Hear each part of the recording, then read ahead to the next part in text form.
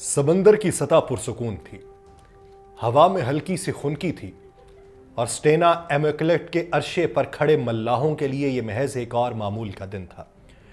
जहाज के भारी टैंक्स में अमरीकी फौज के लिए ईंधन लादा जा रहा था। बंदरगाह के करीब वो अपनी जगह पर खामोशी से खड़ा था, जैसे किसी निगरान की तरह समंदर पर नजरें जमाए हुए हो। मगर यह खामोशी ज्यादा देर तक बरकरार नहीं रह सकी। दूर से एक कार्गो जहाज सोलोंग अपनी रफ्तार से बढ़ रहा था, लेकिन उसके सफर में खतरा छुपा था जिसका इदराक शायद किसी को नहीं था। फिर वो लम्हा आया जब समंदर ने एक और सानहे को अपने अंदर कैद कर लिया। एक जोरदार झटका, धाती जिस्मों के टकराने की हौलनाक आवाज, और लम्हे भर में स्टेना इमैकुलेट के अंदर हंगामी अलार्म बज उठे। एक कयामत बर्पा हो चुकी। जैसे ही सोलोंग टकरा कर गुजरा, टैंकर के अंदर ईंधन ने आग पकड़ी और देखते ही देखते शोले भड़क उठे।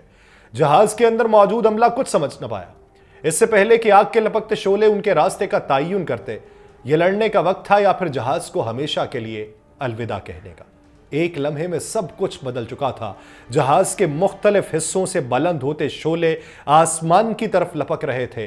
धमाकों की गूंज समंदर के सकूत को तोड़ रही थी और हर तरफ चीखों पुकार सुनाई दे रही थी। लेकिन स्टेना इमैकुलेट के अमले के पास घबराने का वक्त न था। वो उस लम्हे के लिए तरबियत याफ्ता थे। उनके जहन में बरसों की मशकें बिजली की मानिंद कूद गईं। पहला उसूल, खुद को महफूज रखो। दूसरा उसूल, जितना मुमकिन हो जहाज को बचाने की कोशिश करो, और अगर सब कुछ नाकाम हो जाए तो तीसरा उसूल, जिंदा निकलने का रास्ता तलाश करो। आप सब पर सलामती हो। मैं यासिर रशीद हूं और आप देख रहे हैं 92 डिजिटल। नाज़रीन, अमले के कुछ अफराद ने फौरी तौर पर आग बुझाने वाले आलात उठाए। कुछ नेविगेशन रूम की तरफ भागे ताकि किसी तरह जहाज के कंट्रोल को बरकरार रखा जा सके, लेकिन जल्द ही ये वाज़ेह होने लगा कि आग काबू से बाहर है। जहाज के कुछ हिस्से पहले ही नाकाबिले रसाई हो चुके थे। धुआं इस कदर गहरा था कि सांस लेना दुश्वार हो रहा था। कप्तान ने एक फैसला कुन लम्हे में हुक्म दिया, जहाज को छोड़ दो। हर मल्ला अपने केबिन की तरफ दौड़ा, जहां हंगामी साजो सामान पहले से तैयार था। कुछ ने जरूरी चीजें समेटने की कोशिश की, लेकिन ज्यादातर के पास वक्त न था। सिर्फ लाइफ जैकेट, हंगामी आलात और कश्तियों तक पहुंचने की कोशिशें। उनके कदमों के नीचे जहाज हचकोले खा रहा था। ऊपर से शोले और नीचे से बेकरां समंदर। आग इस कदर करीब थी कि कुछ मल्लाहों के बाल झुलसने लगे, मगर उनके पास वापसी का कोई रास्ता नहीं था। फिर जैसे ही जहाज छोड़ने का वक्त आया, एक आखिरी गिनती हुई कि क्या सब अमला महफूज है। हर शख्स की आंखें एक दूसरे को ढूंढ रही थी और आखिरकार जब यह तय हो गया कि सभी जिंदा बच निकले हैं, कप्तान ने आखिरी कदम रखा। जहाज को छोड़ने वाला आखिरी शख्स बन गया। उसके पीछे स्टेना इमैकुलेट शोलों की लपेट में था और सामने कश्ती में सवार अफराद के चेहरे पर महज एक ही तासुर था। वो आज जिंदगी और मौत के दरमियान लकीर पर खड़े रहे और किसी मोजे की मानंद बच निकले। लेकिन समंदर अभी मुकम्मल खामोश नहीं हुआ था। सोलोंग पर क्या बीत रही थी, वहां के लोगों का क्या हुआ, और क्या इस टकराव की हकीकत कभी सामने आएगी? इन सब सवालों के जवाब समंदर की गहराइयों में दफन है, जहां अभी तक एक जहाज जल रहा है और दूसरा अपनी आखिरी सांसों पर खड़ा। क्योंकि ये एक आम समंदरी दोपहर थी। बर्तानिया की हेल बंदरगाह के करीब आसमान धूप और बादलों के संगम में झूल रहा था और समंदर निस्बतन पुरसुकून था। स्टेना इमैकुलेट एक अजीम शान ऑयल टैंकर अमरीकी फौज के लिए ईंधन ले जाने की तैयारी में था। हर चीज मामूल के मुताबिक थी। अमला अपनी जगह मौजूद, टैंकर समुद्र में रवानगी के लिए तैयार, और फिर अचानक सब बदल गया। सोलोंग नामी एक कार्गो जहाज जो बज़ाहिर अपने रास्ते पे था, अचानक वो काबू से बाहर हुआ। अमले को एहसास हुआ कि कुछ गलत हो रहा है, लेकिन वक्त कम था और चंद ही लम्हों में सोलोंग एक बेकाबू देव हैकल की तरह सीधा स्टेना इमैकुलेट से टकरा गया। पहले एक जोरदार झटका महसूस हुआ, फिर चीखों पुकार शुरू हो गई। टक्कर के चंद ही लम्हे बाद धुआं उठने लगा और फिर यकदम आग भड़क उठी। आग तेजी से फैली जैसे किसी देव की इफरीत ने पूरे टैंकर को अपनी लपेट में ले लिया। चंद मिनट्स में मंजर खौफनाक हो चुका था। अमरीकी मल्लाह जो मौके पर मौजूद थे, उनके मुताबिक वह टक्कर के फौरन बाद भागने की तैयारी कर रहे थे। आग के लपकते शोले, टैंकर में मुसलसल होने वाले धमाके और अमले की चीखों की आवाजें समंदर के सुकून में इर्ताज पैदा कर रही थी। आगे क्या हुआ, सोलोंग का क्या बना? यह हादसा एक आम तसादुम नहीं था, बल्कि एक ऐसी तबाही जिसके असरात दूर तक जाने वाले थे। उफक पर आग के भड़कते शोले थे, धुएं के गहरे बादल थे और समंदर में फैली तबाही थी। बल्कि एक ऐसी गुत्थी थी जिसकी हर गिरा में एक सवाल था। हादसे के फौरन बाद स्टेना इमैकुलेट के अमले ने जो मंजर देखा वो गैर मुतवक्के और पुरअसरार था। सोलोंग टकरा चुका था, आग भड़क उठी थी, लेकिन हैरानी की बात यह थी कि उस पर कोई भी नजर नहीं आ रहा था। जैसे लग रहा था कि जहाज खुद ही बेकाबू होकर छूट चुका हो। यह कैसे मुमकिन था? कि क्या वाकई सोलोंग बेअमला था या कोई और साजिश कार फरमा थी? बर्तानिया में हैम्बरसाइड पुलिस ने कार्रवाई करते हुए सोलोंग के कप्तान को गिरफ्तार किया। एक 59 साल शख्स जिसे हिरासत में लेके इस हादसे की गुत्थी सुलझाने की कोशिश की जा रही है। बरतानवी वजीर बराए ट्रांसपोर्ट का कहना है कि तफ्तीश ये जारी है, लेकिन एक बात वाज़ेह है कि कुछ बहुत गलत हुआ। मेरीन ट्रैफिक के डेटा ने कई सवालात उठाए।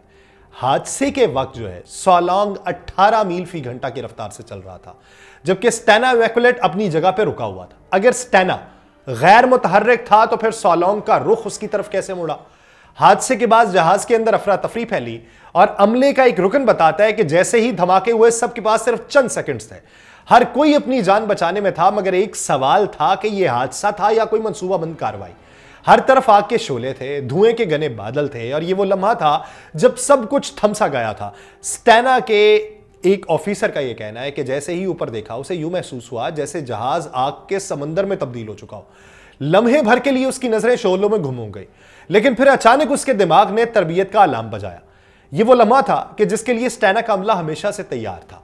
मल्लाहों ने फौरी तौर पे आग बुझाने की कार्रवाई में हिस्सा लेना शुरू किया, लेकिन जब उन्होंने यह अमल शुरू किया तो उनके सामने हकीकत खुली। ये वो जंग है जो वो नहीं जीत सकते। शोले बेकाबू थे और जहाज को बचाना तकरीबन नामुमकिन था। फैसला तेजी से लिया गया कि जहाज को छोड़ना होगा। हर शख्स अपने केबिन की तरफ भागा, इमरजेंसी आलात उठाए, लाइफ जैकेट्स उठाई और तयशुदा मकाम पे जमा होना शुरू कर दिया। वक्त कम था और आग हर चीज को निगल रही थी और समंदर के साए में जिंदगी और मौत के बीच बस चंद लम्हे रह गए थे। आग के दहकते शोले हर तरफ लपक रहे थे और समुद्र में लरसती रोशनी में मल्लाहों के चेहरे खौफ और बेयकीनी की तस्वीर बने हुए थे। ये वो लम्हा था जब वक्त जैसे रुक सा गया था। आग करीब आई और अमले के पास बच निकलने के सिवा कोई रास्ता नहीं था।